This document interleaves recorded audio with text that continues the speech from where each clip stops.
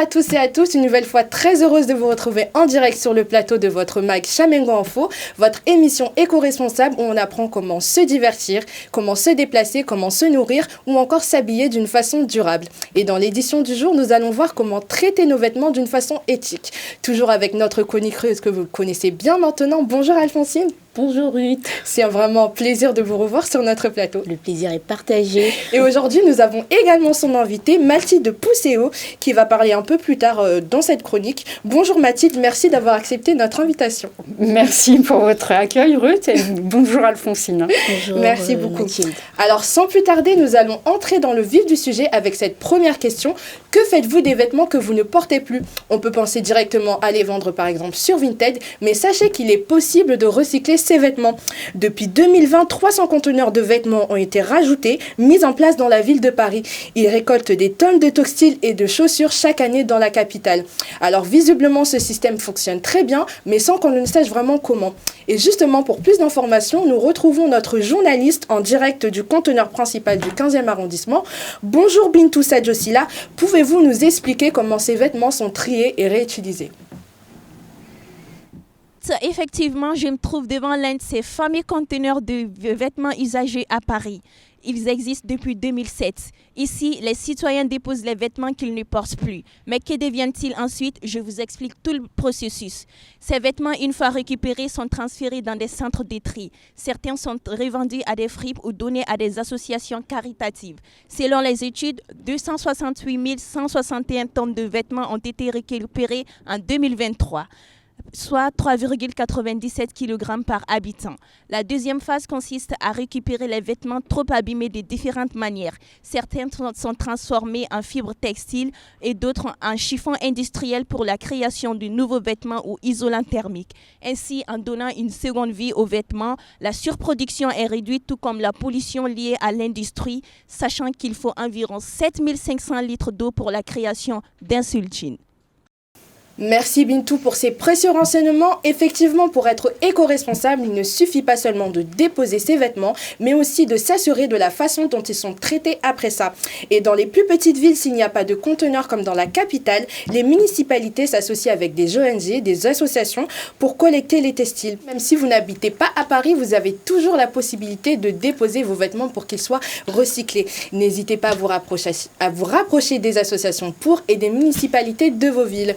Mais je voudrais tout de même revenir sur cette statistique incroyable. 700 500 litres d'eau pour la production d'un seul jean, c'est quand même énorme. Alphonsine, vous pouvez nous apporter un peu plus d'informations sur les besoins en consommation de cette industrie de la fast fashion ? Tout à fait Ruth, comme vous l'avez souligné, 7500 litres d'eau pour la confection d'un jean, c'est équivalent à la consommation d'eau d'une personne pendant 5 ans. Chaque année, 100 milliards de vêtements sont produits dans le monde, une quantité suffisante pour que chaque habitant puisse avoir au moins un nouveau vêtement chaque mois. C'est une mode éclair qui nous pousse à acheter encore et encore sur des sites comme Shein, Temu, mais aussi via des influenceurs sur les Internet. Et c'est grâce à tous ces achats qu'on arrive aujourd'hui à inonder. Et c'est des vêtements aussi éphémères qu'une promesse électorale. Mais derrière ces chiffres éclatants se cache une triste réalité. 4% des émissions mondiales en textile proviennent de ces industries. Et donc aujourd'hui, on est obligé de pouvoir trouver des solutions pour cela. Alphonsine, il semble que l'année dernière, le Sénat avait réagi avec la proposition d'une loi donc, contre la fast fashion, pour réguler toute cette consommation. Mais où en est-on aujourd'hui ? Tout à fait, Ruth. Face à ce constat alarmant, une loi a été adoptée à l'Assemblée nationale le 24 mars dernier. Cette loi visait donc à redéfinir la fast fashion, de mettre en place des mesures pour pouvoir alourdir, ralentir, mais surtout limiter son impact environnemental, comme le bonus et le malus pour les entreprises, mais aussi l'interdiction des publicités qu'on retrouve aujourd'hui sur les réseaux sociaux. Sauf que depuis l'adoption de cette loi, rien ne bouge, rien n'est pris en charge et on arrive à ce qu'on voit aujourd'hui, les gens ils en peuvent plus, les gens sortent dans la rue, on est obligé de pouvoir trouver une solution pour que cette loi puisse passer à l'Assemblée.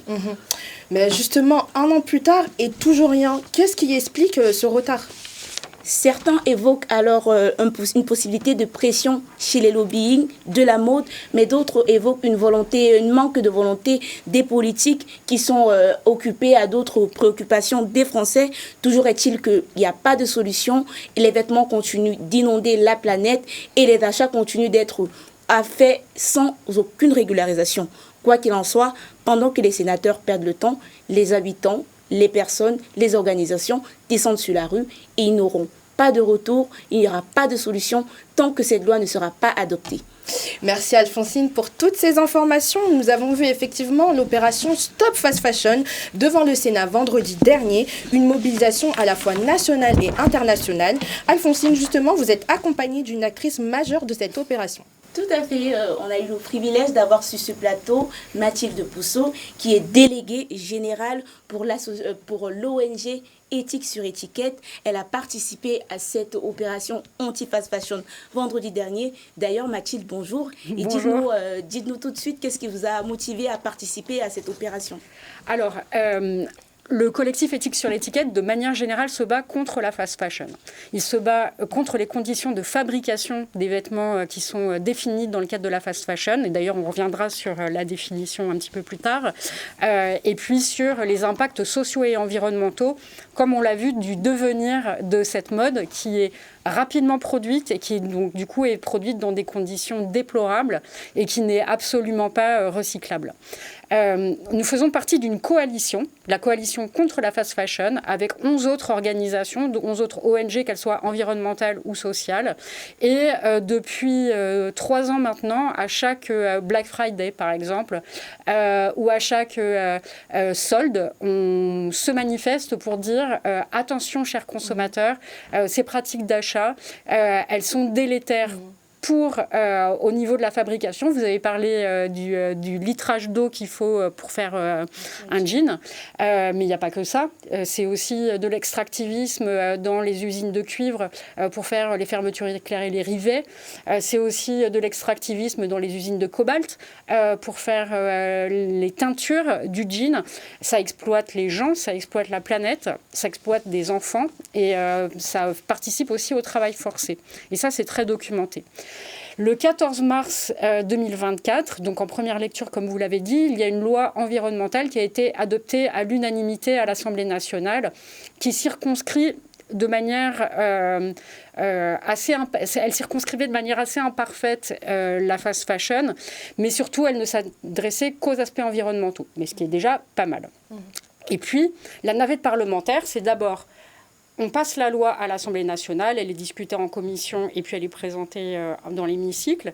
Et ensuite, elle doit faire ce qu'on appelle la navette parlementaire. Elle est ensuite examinée au Sénat. Okay. Et vous attaquez des marques comme Decathlon, vous faites des campagnes.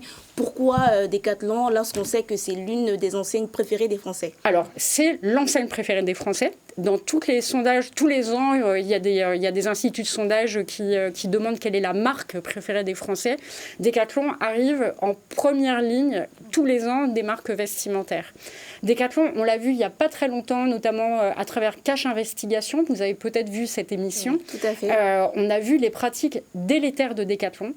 La manière dont, là pour le coup, tout ce dont je viens de vous parler, sur les mauvaises pratiques de la fast fashion, qu'il s'agisse du travail des enfants, des minorités opprimées comme les Ouïghours, et puis aussi sur les matières et qui participent à la déforestation.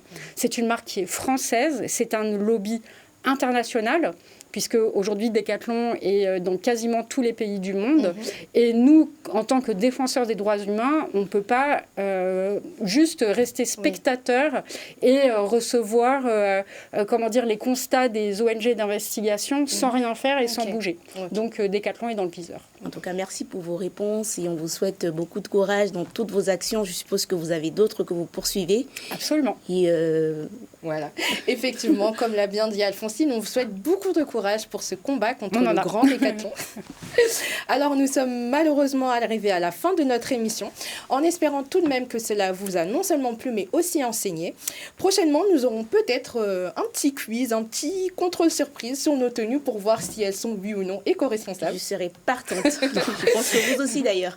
Ah, moi, je suis... moi, ça va. Okay. En tout cas, merci à vous, Alphonsine, pour cette chronique. Merci à Mathilde Pousseau encore une fois. Merci à notre notre journaliste de terrain Bintou Sadjosila et merci à Marc Pasquier pour le reportage. Nous remercions également notre chef d'édition Tara Wiggins qui a pu nous réaliser tous ces beaux visuels que vous avez vus à l'écran. Toute l'équipe Chamengo Info vous souhaite une très bonne journée et merci de nous avoir suivis sur Chamengo Info.